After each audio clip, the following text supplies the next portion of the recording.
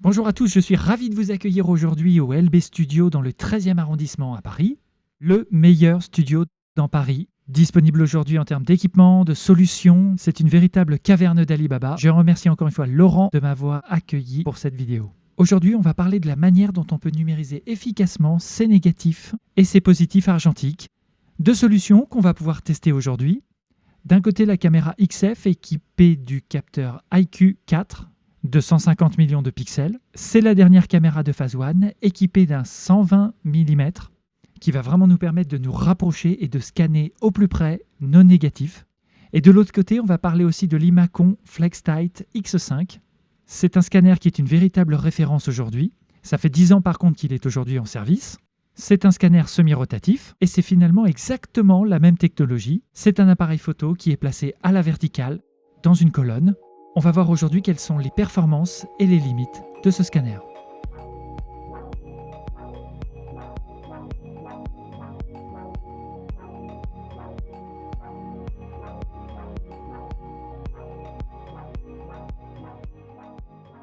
Aujourd'hui, on va faire ce test avec le FlexTight X5. Le X5, c'est la dernière version de ce scanner qui est la plus rapide puisqu'elle est connectée en FireWire 800. 400 d'un côté, 800 pour votre ordinateur.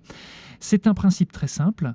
On va en fait mettre nos négatifs sur des passe-vues et ces passe-vues, on va les insérer dans le scanner semi-rotatif. Vous avez plusieurs formats photos, 120, 24-36, etc. Là, je vous montre comment on place un 24-36 sur cette plaque métallique et comment ensuite, une fois que le négatif est placé, on rabat une lamelle de cuir qui va venir plaquer notre négat.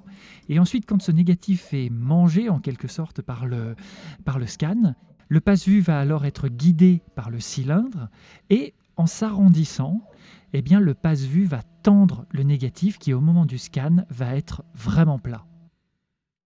Une fois que le négatif est en place, eh bien, on va lancer un scan au format 3F. Le format 3F, c'est-à-dire que le scanner va travailler vraiment en mode automatique et livrer un fichier qui est un brut de scan qu'on pourra travailler postérieurement. Donc ça va être intéressant puisque en fait, n'importe quel utilisateur inexpérimenté mais rigoureux sera en mesure de travailler avec ce scanner.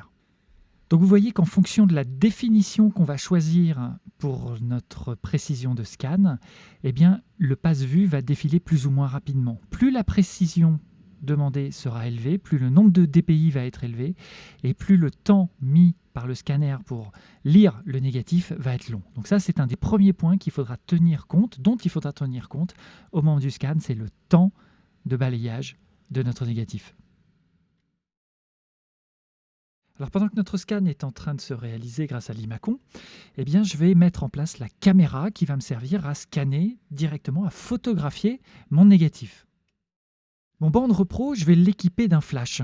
L'intérêt de travailler avec un flash, contrairement à l'Imacon, c'est qu'on va pouvoir doser la quantité de lumière qui va traverser notre négatif ou notre diapo. Ça va être primordial. C'est un des points très importants de cette étape de scan, tout simplement parce que si on travaille avec des négatifs ou des diapositives denses, on va vraiment pouvoir augmenter la puissance de la lumière qui traverse notre support souple et ça va être un des points très positifs de notre prise de vue.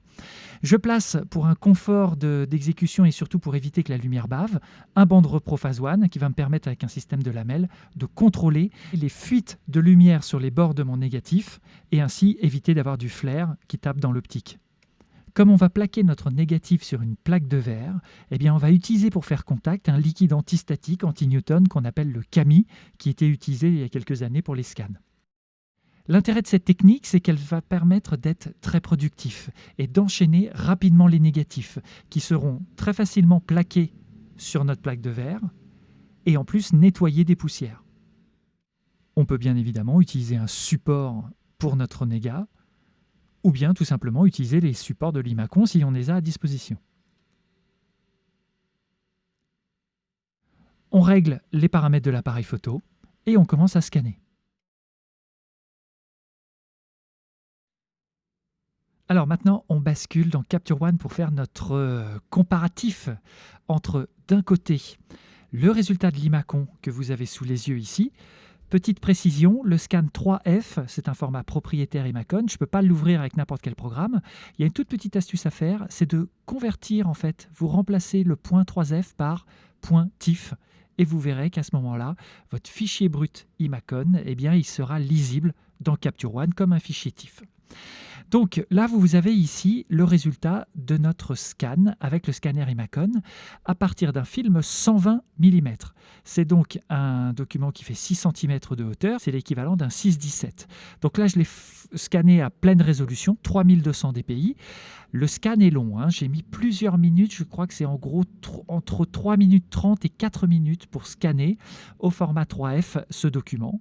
Le gros intérêt par contre, c'est sa précision. Vous voyez ici, je vais zoomer tout de suite à 100%, le temps que ça s'affiche. J'ai mis un peu d'accentuation, hein, sur mon fichier. Le brut est à côté. Le brut, c'est celui-là. Voilà, ça c'est le fichier brut tel qu'il est sorti. Vous voyez, donc on a un côté un petit peu mou, hein, comme toujours, hein. C'est fait avec un 6:17 Fuji, mais le scan est quand même très défini. Ce scan, je vais regarder les informations, il fait exactement, non recadré, 21 000 pixels de côté. Je le recadre.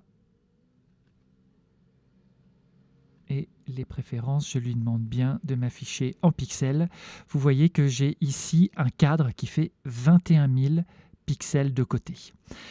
On est bien évidemment sur un format panoramique, donc allongé. Donc là, on n'est pas compatible avec un format appareil photo, hein. On est sur l'homothétie du Phase One, c'est 54 sur 40 mm. Plus gros capteur, hein, disponible, 150 millions de pixels. Donc moi, je vais donc procéder en 2 fois pour le scanner. Je vais d'abord scanner la partie gauche et ensuite la partie droite. Le gros avantage de cette technique avec l'appareil photo, c'est que c'est quasiment instantané. Je fais ma mise au point, je fais mon shoot de gauche, je décale ma plaque de verre, je refais mon shoot. Je n'ai pas besoin de refaire la mise au point entre les deux puisque je suis à diaphragme 11. L'intérêt, encore une fois, d'avoir travaillé au flash, c'est que je peux vraiment avoir de la puissance et donc de la profondeur au moment de la prise de vue. Je zoome ici pour voir la précision de mon image. Vous voyez que là aussi, j'ai mis pas mal d'accentuation. Et si j'élimine cette accentuation, eh bien, vous voyez qu'on est assez cohérent avec ce qu'on avait tout à l'heure avec notre Imacon, mais on va faire le comparatif, hein. On va vraiment regarder tout ça en détail. Je compare pour l'instant ma taille de fichier. Voilà le cadre que j'ai choisi. Vous voyez que moi, je suis resté un petit peu large, hein. J'avais de la place, hein, sur mon cadre, mais volontairement, j'ai recadré un petit peu. Je pourrais être plus précis, mais vous voyez que cette photo, elle fait quand même déjà 12 000 pixels de côté. Et on va voir tout de suite, eh bien, que cette image, elle est très facilement montable ensuite avec un stitching Photoshop. Ça demande une petite manipulation supplémentaire, mais je vais le faire tout de suite avec vous. Je prends donc les réglages de mon image de gauche, je les copie sur mon image de droite. Je prends ces deux images, je les ouvre avec Photoshop en faisant un pomme D.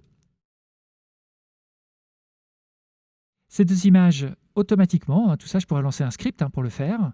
Je demande donc à Photomerge en mode automatique d'ajouter les fichiers ouverts. Je lance le calcul.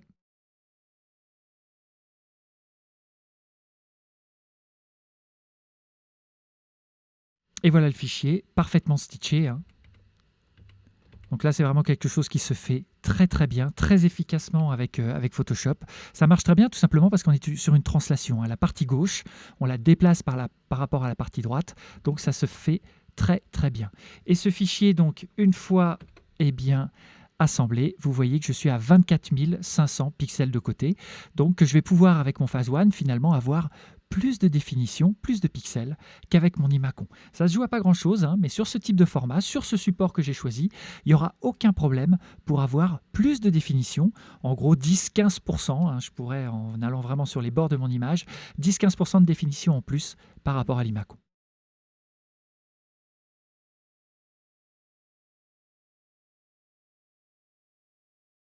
Rebasculons maintenant sur Capture One pour voir ce qui va vraiment nous intéresser, c'est la qualité du fichier.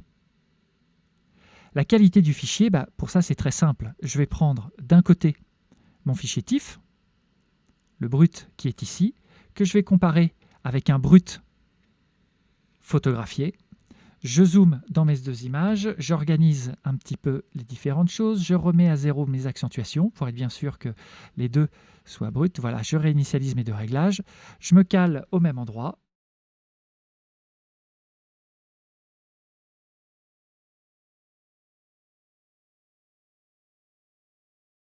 Et vous voyez qu'ici, on est un tout petit peu plus zoomé sur la partie. Donc l'image en haut, c'est l'image du Phase One. En bas, c'est l'Imacon. On est un tout petit peu plus zoomé en bas. Je repousse un petit peu.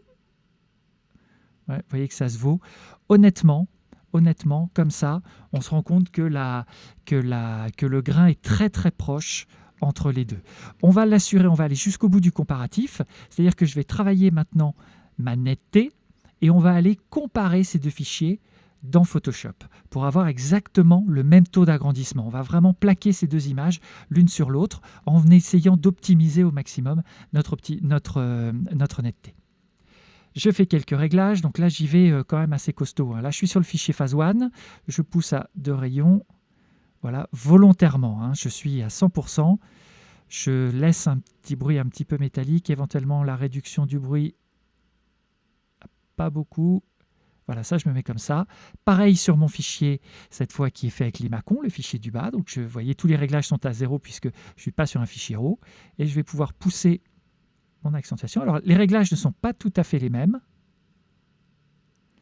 Et là on se rend compte qu'a priori, on est peut-être un petit peu plus piqué en bas. Mais ça, on va le comparer vraiment sur Photoshop puisqu'on n'est pas tout à fait au même taux d'agrandissement. Je vais prendre ces deux images et je les développe maintenant pour les comparer dans Photoshop. Ça, c'est mon fichier Phase One qui s'ouvre, puis mon fichier Imacon. Je prends les deux, je les additionne, je vais les caler, je vais les caler bien comme il faut pour vraiment avoir un comparatif.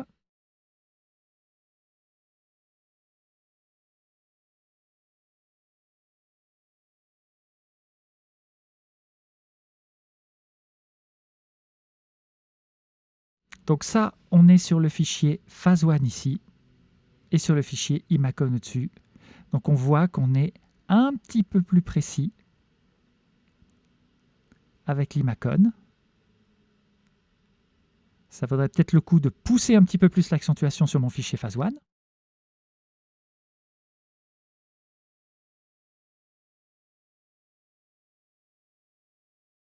Donc là, on voit qu'en termes de précision optique, on a quand même un avantage sur l'Imacon. L'Imacon est encore plus précis que le Phase One. Là où le Phase One va vraiment faire la différence, eh bien, c'est sur la richesse de notre fichier. Tout simplement parce que le capteur de l'Imacon est un capteur qui a plus de 10 ans. Et là, on est sur les tout derniers capteurs BSI Phase One, c'est-à-dire qu'ils vont être en mesure d'analyser le signal de manière beaucoup plus précise, c'est-à-dire qu'on va aller pouvoir rechercher beaucoup plus d'informations sur nos fichiers. Je prends cette image par exemple qui a été faite à contre-jour. Ça, c'est typiquement une image que je n'ai jamais réussi à scanner avec mon Imacon, pour une raison simple, c'est que si je vous mets ici l'original, je recrée une nouvelle variante. Ça, c'est mon fichier brut que je vais retourner. Vous voyez que le contraste qu'il y a ici, eh bien en fait, ce contraste-là, scanné à l'Imacon, je n'arrive pas à récupérer ces valeurs.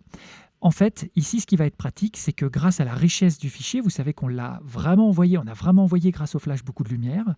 Eh bien, regardez ici, je vais pouvoir en fait travailler avec beaucoup de précision. Je vais pouvoir récupérer énormément d'informations dans mes valeurs noires. Là, je suis un peu limite en termes de mise au point avec le 617. Mais vous voyez qu'ici, je vais pouvoir surexposer mon fichier de plusieurs diaphes sans faire monter de bruit. Je vous rappelle que la plage d'exposition, c'est 16 diaphes. Si vous faites le même travail avec l'Imacon, en fait, vous allez voir des lignes qui vont apparaître au niveau du scan. Je me rappelle, il y a plusieurs années, j'avais scanné des négatifs noirs et blancs pour un photographe qui avait surexposé ses films. Et bien, au moment du retravail sur l'image, l'exploitation du fichier n'était pas possible, tout simplement parce que des lignes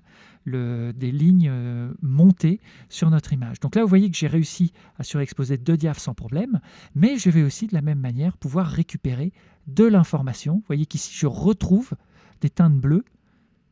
On voit même ici, alors ça, c'est pas un linéage, c'est une trace, en fait, c'est une coulure au moment du séchage sur mon négatif. Donc vous voyez qu'il y a une amplitude d'exposition qui est assez incroyable et qui va permettre de récupérer énormément d'informations dans toutes les photos qu'on va traiter. C'est-à-dire que vous voyez ici, dans cette zone ici qui est sombre, aucun problème pour aller récupérer de la matière, vous voyez, et cette matière, elle monte correctement, il n'y a pas d'aberration chromatique, un petit effet de flair évidemment qui est dû à la prise de vue, mais on n'a pas de problème technique dû à une surexpo ou à une sous-exposition de notre fichier.